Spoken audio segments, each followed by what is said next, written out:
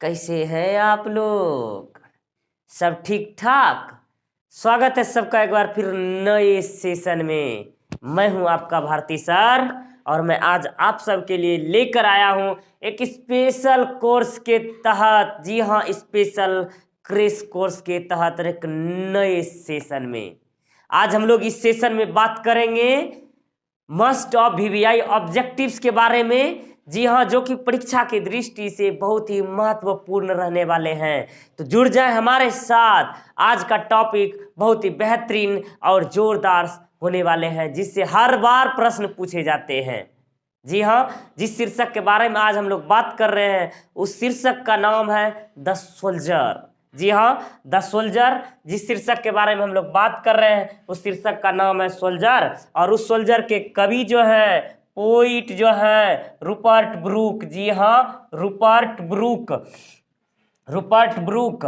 जी हाँ, जिसका एक ही सपना है, जब हम मरेंगे तो हमें उसी धरती पर समाना।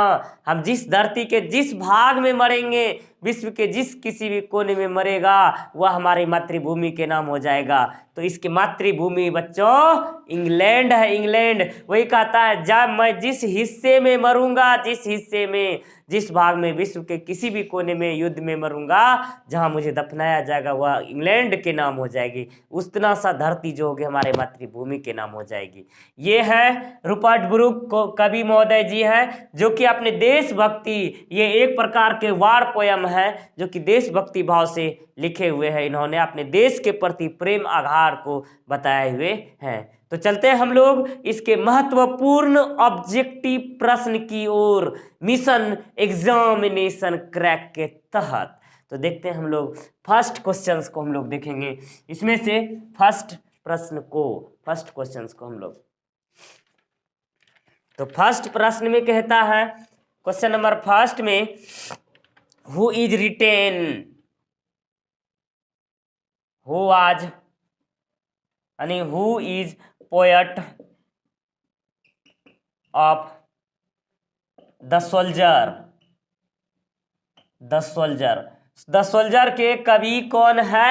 द सोल्जर के कवि जो है रूपर्ट ब्रूक हैं। Rupert Brooke, Rupert Brooke.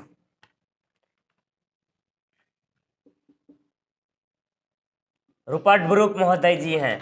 और कहते हैं क्वेश्चन नंबर 2 में, the soldier was retain, the soldier, the soldier was retain, written and published during which major war। अर्थात कहते हैं द सोल्जर जो है किस वार में, अर्थात किस प्रकार के युद्ध में लिखा गया और किस प्रकार के युद्ध में इसका पब्लिकेशन हुआ है। वर्ल्ड वार फर्स्ट में। जी हाँ बच्चों, वर्ल्ड वार फर्स्ट में। ये प्रथम विश्व युद्ध की कहानी है। प्रथम विश्व युद्ध के तहत ये पोयम आया हुआ है। प्रथम विश्व युद्ध के घटनाओं के बारे में हवाला देते हुए लिखा है। Who told Rupert Brooke, who told Rupert Brooke the most handsome poet of his time. किसने कहा था कि रूपर्ट ब्रूक जो ना अपने जमाने में सबसे युवा था। W.B. ईट्स ने कहा था। जी हाँ बच्चों, W.B. ईट्स ने उसको इंग्लैंड का सबसे हैंडसम कवि की संज्ञा दी गई थी। Who told Rupert Brooke the most handsome poets of his time, W.B. Yeats को, यानी W.B. ईट्स ने कहा था ऐसा। The soldier is a dash. अर्थात द सोल्जर क्या है? द सोल्जर क्या है बच्चों? द सोल्जर एक सोनेट्स हैं। द सोल्जर एक सोनेट्स हैं, सोनेट्स। जी हाँ, सोनेट्स। द सोल्जर जो है एक प्रकार का सोनेट्स है। और a sonnet is a poem, a sonnet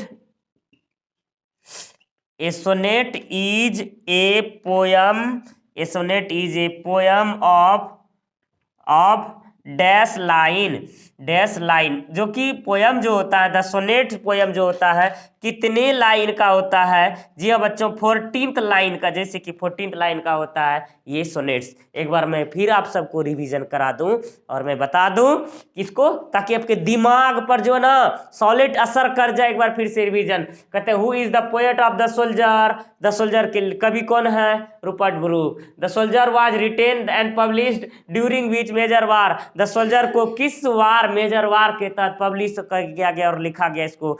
first world war में। Who told Rupert Brooke the most handsome poet of his time? अर्थात किसने कहा था रूपर्ट ब्रूक जो अपने जमाने का सबसे हैंडसम कवि था? ये W.B. Yeats ने कहा था। The soldier is a dash, the soldier क्या है? एक सोनेट्स है, और the A sonnets is poem of dash line. एक सोनेट जो होता है कितने लाइन का होता है? तो वह 14th लाइन का होता है। समझ में आई? समझ में आई आप लोगों को? समझ में? जैसे आप सबको अगर समझ में किसी प्रकार की समस्या हो, आप हमें कमेंट सेक्शन में जरूर लिखें, ताकि मैं आपकी समस्या का समाधान अच्छे तरीके से कर सकूं। तो आप लोग इसको लिख लिए होंगे। चलेंगे हम लोग अगले प्रश्न की ओर, प्रश्न नंबर 6 की ओर।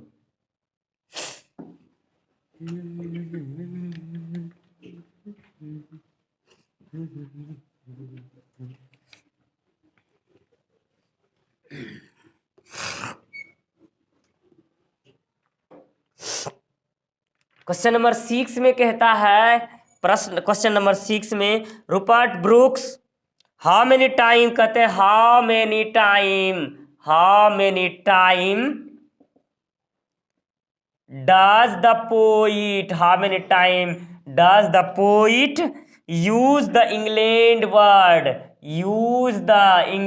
वर्ड? अर्थात कवि महोदय को अपनी मातृभूमि से इतना प्रेम है कि अपने देश का नाम कितनी बार लिया हुआ है इस कविता यानी इस सोनेट्स में। How many times does the poet use the England word? तो उन्होंने टोटल 6 बार यूज किया है, पूरे होल पोयम में टोटल 6 टाइम यूज किया हुआ है इंग्लैंड शब्द को। उसके बाद कहते Rupert Brooke belongs to, Rupert Brooke's belongs to dash. Rupert Brooke कहाँ से संबंधित है बच्चों? तो रूपर्ट ब्रूक जो है इंग्लैंड से संबंधित है, रूपर्ट ब्रूक इंग्लैंड से संबंधित है। क्वेश्चन नंबर 8 कहता है बच्चों, क्वेश्चन नंबर 8 में कि in heart and pace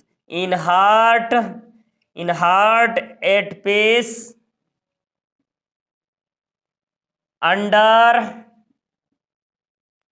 an English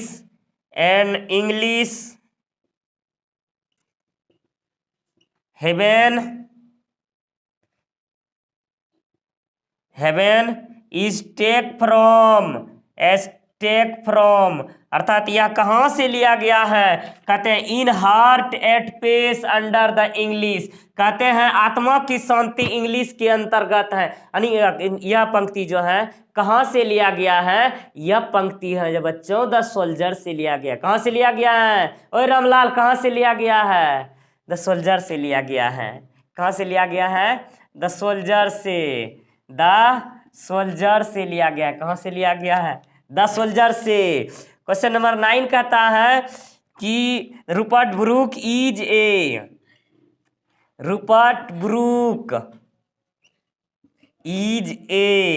dash by profession. Rupert Brooke का प्रोफेशन क्या था? रूपर्ट ब्रूक का प्रोफेशन क्या था? रूपर्ट ब्रूक का जो प्रोफेशन था बच्चों, रूपर्ट ब्रूक का प्रोफेशन एक सोल्जर था, सैनिक था, एक सिपाही था। समझे रे रामलाल? कहते हैं Rupert Brooke is dash by profession, Rupert Brooke का पेशा क्या था? एक सोल्जर था। क्वेश्चन नंबर 10 कहता है कि most of Brooke's poetry are about,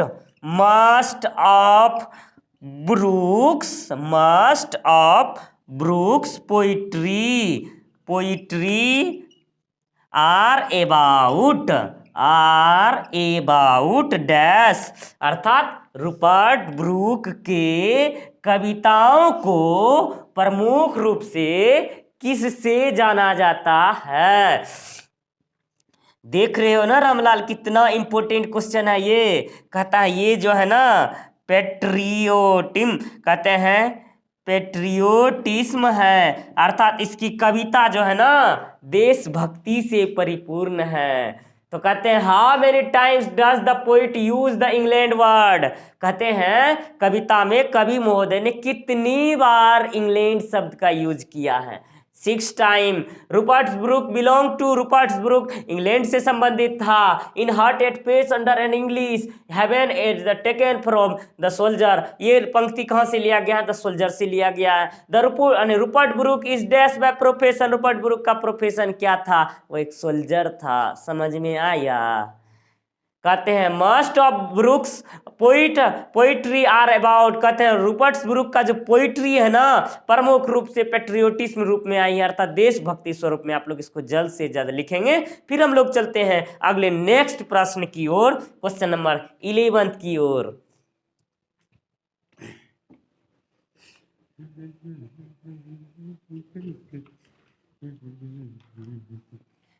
आप लोग लिखते जाएंगे फटाक से इसको। सारी समस्याओं का समाधान होगा, सभी प्रकार की बातें होगी एग्जाम को क्रैक करने से लेकर रिजल्ट आने तक। तो जुड़े रहे हमारे साथ हल्के हल्के कदमों से बढ़ते हुए। क्वेश्चन नंबर 11 की ओर हम लोग देखेंगे। क्वेश्चन नंबर 11 में कहता है the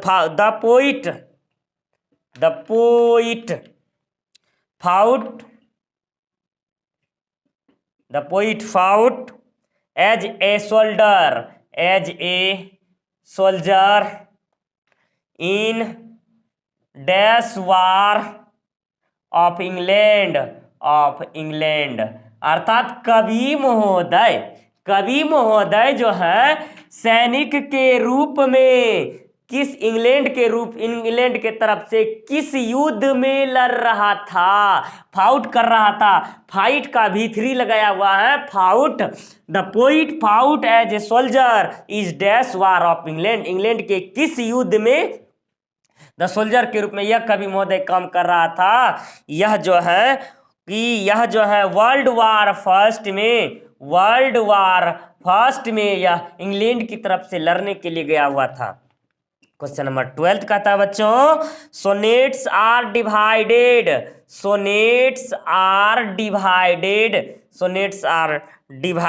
into two parts,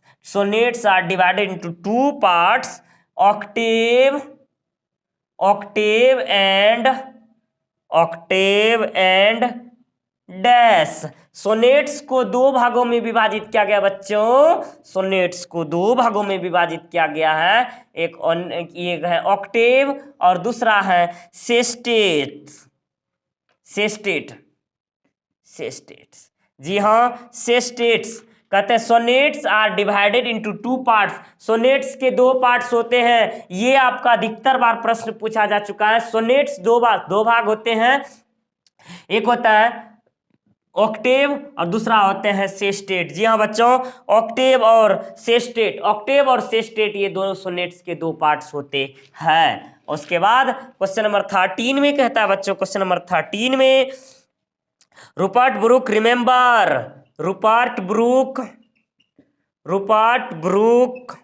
is remember as dash poet, Rupert Brooke को किस कवि के रूप में जाना जाता है? रूपर्ट ब्रूक को किस कवि के रूप में जाना जाता है? ये वार पोइट के रूप में जाना जाता है। ये प्रश्न भी आपका कई बार पूछा जा चुका है ये, इसलिए आप लोग इसको दिमाग में जो है ना सेटअप कर लेना ताकि ये भाग ना पाए। अरे दैया। रूपर्ट ब्रूक को किस कवि के रूप में जाना जाता है बच्चों? एक वार पोएट के रूप में जाना जाता है। क्वेश्चन नंबर 14 हम लोग देखेंगे। क्वेश्चन नंबर 14 में द पोइट कंसीडर्ड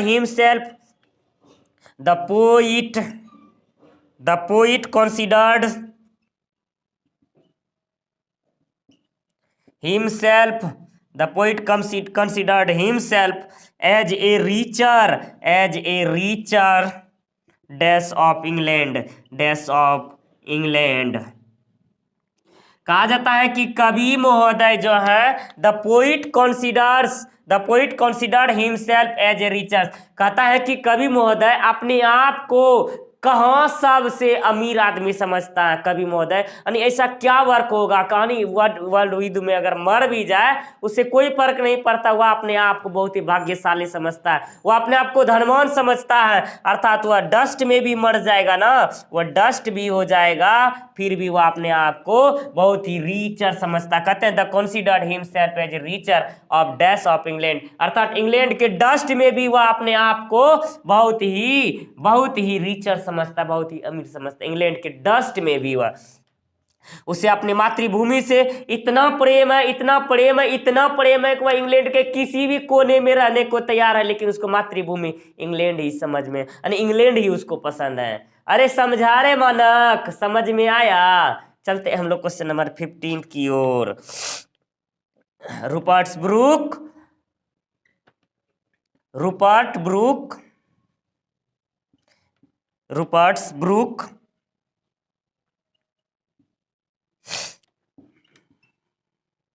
प्राइसिस, अर्थात रूपर्ट ब्रूक कहाँ से ट्रेनिंग हुआ था, रूपर्ट ब्रूक कहाँ से ट्रेंड हुआ था, अर्थात रूपर्ट ब्रूक ये जो था इंग्लैंड से प्रोसेस कर रहा था रूपर्ट ब्रूक। तो बच्चों एक बार फिर से मैं आपको रिवीजन करवा दूं। The poet fought as the soldier dash war in England, यानी इंग्लैंड के किस युद्ध से यह मतलब लड़ रहा था, द वर्ल्ड वार फर्स्ट से। Sonnets are divided into 2 parts, याद रहे बच्चों, सोनेट्स को 2 पार्ट्स में विभाजित किया गया है। कितने पार्ट्स में? 2 पार्ट्स में। एक होता है ऑक्टेव और दूसरा होता है सेस्टेट्स। और Rupert Brooke is remember as dash poet, Rupert Brooke को किस कवि के रूप में यादगार रखा जाता है बच्चों? रूपर्ट ब्रूक को वार पोएट के रूप में जाना जाता है। The poet considered himself as a richer dust of England, Rupert Brooke praises and England's. तो इस तरह से हमने 15 प्रश्नों को जाना। अब हम लोग अगले प्रश्न की ओर फिर से चलेंगे, क्वेश्चन नंबर 16 की ओर। तो आप लोग इसको लिखेंगे, फिर हम लोग चलेंगे 16 प्रश्न की ओर।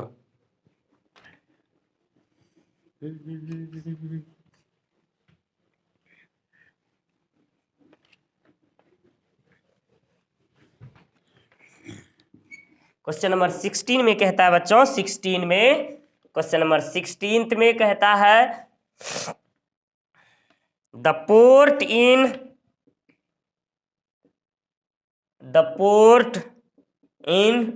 The soldier is dissipating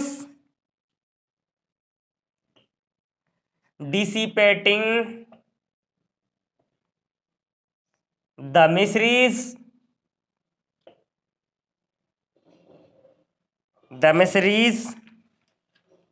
of, कहते हैं the poet in the soldier dispelling the miseries of war, अर्थात कहते हैं सैनिकों के लिए जो ना पोर्ट रखा गया है, the poet in the soldier dispelling of miseries of war, यानी कहते हैं द सोल्जर को पूर्ण रूप से युद्ध के लिए तैयार करके उसको पोर्ट के रूप में किया गया, अर्थात एक जगह उसको एकत्रित किया गया है युद्ध के लिए। क्वेश्चन नंबर 17 कहता है बच्चों, क्वेश्चन नंबर 17 में कि when was born on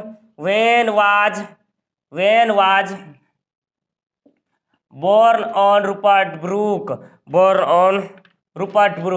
Brooke का जन्म कब हुआ था? रूपर्ट ब्रूक का जन्म कब हुआ था? रूपर्ट ब्रूक का जन्म जो हुआ था 3 अगस्त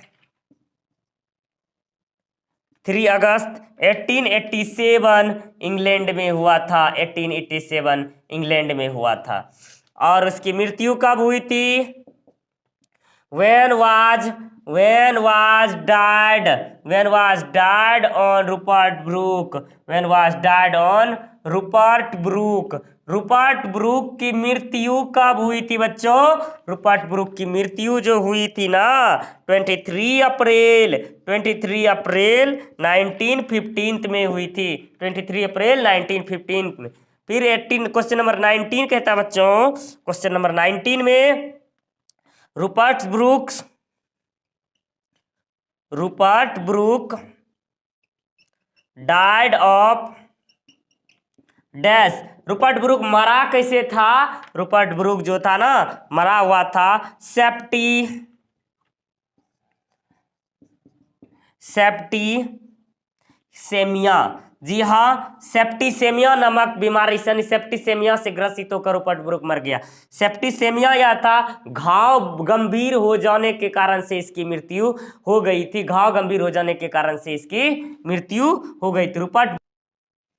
रूपर्ट ब्रूक की मृत्यु जो हुआ था सेप्टिसेमिया से हुआ था। सेप्टिसेमिया जो होता है एक प्रकार का, मतलब कि इंग्लैंड में युद्ध के दौरान यह घाव से ग्रसित हो गया, जिस कारण से घाव गंभीर हो गया और वह मृत्यु हो गई, उसी को सेप्टिसेमिया कहलाया है। तो उसके बाद क्वेश्चन नंबर 20 में कहता है बच्चों, क्वेश्चन नंबर 20 में dash is remember as a war poet. कहते हैं किसे वार पोयट के रूप में विख्यात है, कौन ज्ञात है और कौन विख्यात? ये प्रश्न आपके 2021 में पूछा जा चुका है। ये 2021 में प्रश्नों को पूछा जा चुका है। रूपर्ट ब्रूक को एक वार पोयम के रूप में dash is remember as a war poem. Rupert Brooke को एक वार पोयम के रूप में विख्यात है। जी हाँ बच्चों, ये जो है ये सारा का सारा क्वेश्चन आपका बहुत important, very very must important है। ये जो कि मल्टीपल चॉइस क्वेश्चन होता है उसी के तौर पर ये बहुत इंपॉर्टेंट प्रश्न है। तो आप लोग इसको ध्यान से पढ़ेंगे, इससे बाहर कहीं नहीं जाने वाला है। तो the soldier dispatchings and the miseries of war when was born on Rupert Brooke का जन्म 3 अगस्त 1887 इंग्लैंड में हुआ। इसका मृत्यु कब हुआ? 23 अप्रैल 1915। और रूपर्ट ब्रूक कब, जैसे कि Rupert Brooke died of, Rupert Brooke कैसे मरा हुआ था? सेप्टिसेमिया नामक ग्रसित होकर के मर गया। और dash is remember as a war poet, यानी किसे रिमेम्बर, यानी वार पोएट के रूप में जानते हैं। रूपर्ट ब्रूक को वार पोएट के रूप में जानते हैं। समझ में आया? अरे समझा रे रामलाल, समझ में आया? समझी? अरे समझा रे मानक। आगे चलें तो चलते हैं हम लोग क्वेश्चन नंबर 21 की ओर।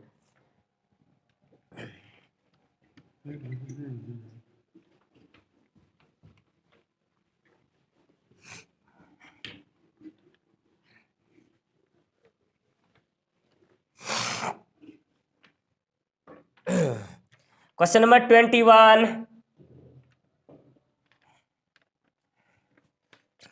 इन हार्ट पेस, जैसे कि a pulse in the internal mind, a pulse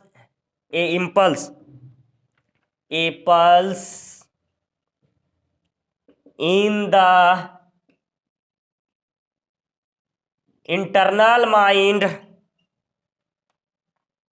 internal mind no less dash from. कहते हैं यह कहाँ से लिया गया है? A pulse in the internal mind no less, यह कहाँ से लिया? यह पंक्ति जो कहाँ से लिया गया है? यह द सोल्जर से लिया गया है। द सोल्जर से यह पंक्ति को लिया गया है। इस पंक्ति को द सोल्जर से लिया गया है। फिर अगले प्रश्न की ओर हम लोग देखेंगे। तो इस तरह से हमने कुल महत्वपूर्ण, जैसे कि टोटल इस तरह से 21 प्रश्नों की ओर हमने ध्यान दिया और इस तरह से हमने इस पाठ में जाना। जी हाँ, यह पाठ मैं फिर से एक बार बता दूं, यह पाठ यानी हर बार परीक्षा में पूछे जाते हैं, इसलिए आप लोग अच्छे तरीके से इसको याद रखेंगे। जन्म, मरण और इसके महत्वपूर्ण कार्यों के तहत इसको याद रखना है। तो इस तरह से आज की क्लास में हमने जाना और पढ़ा और समझा। हमें उम्मीद ही नहीं बल्कि पूर्णतः आशा और विश्वास है कि आप लोग अच्छे तरीके से तैयारी कर पाएंगे। इसी के साथ आज की क्लास समाप्त और फिर मिलेंगे अगले नेक्स्ट क्लास में। तब तक के लिए जय हिंद, जय भारत, बेस्ट ऑफ लक।